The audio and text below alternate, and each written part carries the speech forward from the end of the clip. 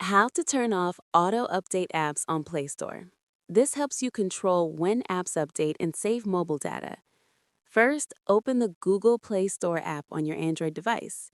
Next, tap on your profile picture in the top right corner. Following that, tap on Settings from the drop-down menu.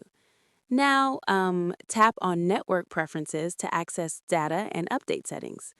Moving forward, tap on Auto Update Apps to view your current update preferences. Afterwards, you'll see three options: over any network, over Wi-Fi only, and don't auto update apps. In addition to that, select Don't Auto Update Apps to completely disable automatic updates.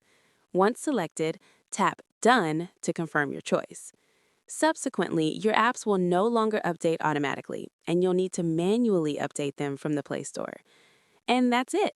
If this tutorial helped you out, please drop a like, subscribe for more helpful guides, and tap the bell icon to stay updated. See you in the next one.